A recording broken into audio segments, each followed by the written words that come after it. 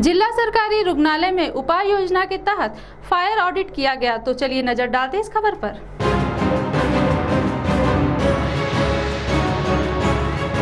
अभी कुछ दिनों पहले भंडारा के जिला सरकारी रुग्णालय में आग लगने से 10 बच्चों की दुखद मौत हो गई थी और वहीं 7 बच्चों को बड़ी मुश्किल से बचाया गया था, जिससे पूरा राज्य तथा पूरा देश दहल गया। और वहीं भविष्य में ऐसी घटनाओं की पुनरावृत्ति न हो, इस संबंध में राज्य सरकार की ओर से राज्यों के विभिन्न सरकारी रुग्णालयों को दिशा निर्देश दिए गए हैं। और इसी तहत चंद्रपुर जिले के सरकारी रुग्णालय में भी ऐसी कोई अनहोनी घटना न हो, इसके संदर्भ में आवश्यक उपाय योजना किए जा रहे हैं। और इसी तहत चंद्रपुर जिला सरकारी रुग्णालय में मौजूद विभिन्न विभागों में फायर ऑडिट किया गया तथा विधिवत इस संबंध में जांच की गई। और इस समय विद्युत विभाग की टीम के साथ अन्य विभाग के लोग भी मौजूद थे तथा बारीकी से हर जगह का निरीक्षण किया, और जिसके संबंध में विस्तारपूर्वक जानकारी चंद्रपुर सरकारी रुग्णालय के जिला शल्य चिकित्सक डॉक्टर निवृत्ती राठोड ने दी। जिल्हा सामान्य रुग्णालयामधील जे एसएनसी विभाग आहे व इतर विभाग, त्यामध्ये जे काही इलेक्ट्रिकचे प्रॉब्लेम्स आहेत,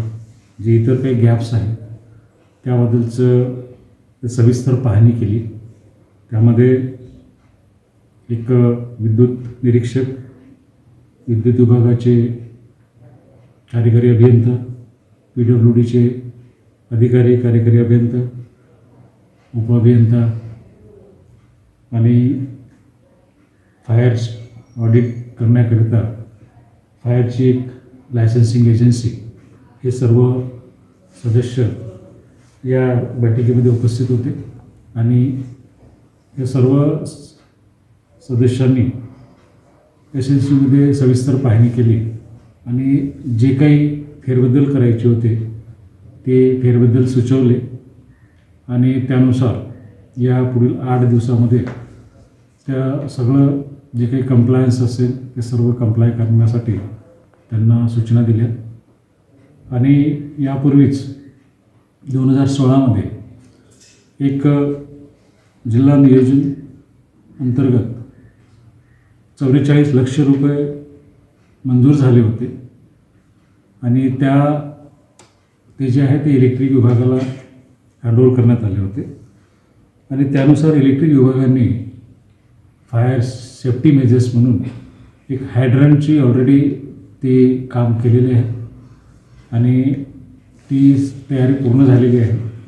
आणि इतरसुद्धा जे काही फायर सेफ्टी मेजर्स आहेत, जे फायर ऑडिटला जे काही कंप्लायन्स लागणार आहेत, त्याबाबतचे जे मेजर्स आहेत, स्मोक डिटेक्टर, अलाराम, हे पुन्हा त्यांना नव्याने बसवण्यासाठी त्यांना सूचना दिलेल्या आहेत।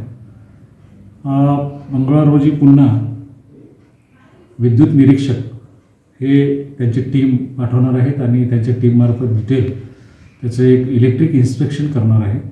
इलेक्ट्रिक इन्स्पेक्शन झाल्यानंतर आपला ते इन्स्पेक्शन रिपोर्ट सादर करणार आहेत। त्यासोबतच लायसन्सिंग एजन्सीमार्फत एक फायर ऑडिटसुद्धा पुन्हा आपण करणार आहोत। ते फायर ऑडिटमध्ये जे काही गॅप्स असतील ते सर्व गॅप्स त्या संबंधित इलेक्ट्रिक विभाग हे ते गॅप्स पूर्ण करतील आणि त्यानंतर त्या लायसन्सिंग ऑथॉरिटीकडनं आम्ही त्यांचे NOC घेऊन आम्ही ही प्रक्रिया पूर्ण करणार आहोत। यामध्ये काही मायनर गॅप्स आहेत, ते आम्ही आजच त्याचं कंप्लायन्स केलेले आहे। कुठलाही अशी घटना, अशी अनुचित घटना घडू नये याची पूर्णपणे हा विभाग त्याची खबरदारी घेत आहे आणि पुढे घेत राहू। आणि यामध्ये जो काही मेजर एसएनसीमधला जो पार्ट आहे तो रेडिएंट वॉर्मर आहे, जे की सतत रेडिएंट वॉर्मर आहे, ऑक्सिजन आहे, त्या ठिकाणी फोटोथेरपी युनिट आहे, मल्टीप्युअर आहे। तर असे विविध इलेक्ट्रॉनिक ॲटम्स त्या ठिकाणी वर्किंग असतात। त्यामुळे ही घटना जे घडण्याची शक्यता नाकारता येत नाही, त्याचंच खबरदारीचा उपाय म्हणून आम्ही वारंवार त्या ठिकाणी आम्ही त्याची दक्षता घेत आहोत।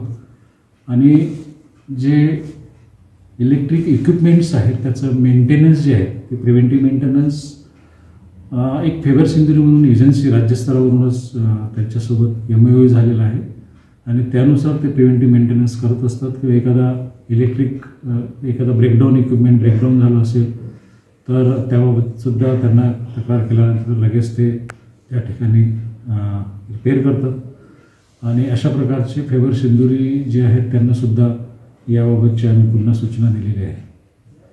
तर या जिल्हा सामान्य रुग्णालय आणि शासकीय वैद्यकीय महाविद्यालयाचे जे संपूर्ण विभाग आहे म्हणजे ICU आहे, इतर सर्व वार्ड्स आहेत, या सर्व विभागांचे इलेक्ट्रिक इन्स्पेक्शन आणि फायर ऑडिट हे पुन्हा होणार आहे आणि यानुसार हे सर्व प्रक्रिया पूर्ण करण्यात येत आहे.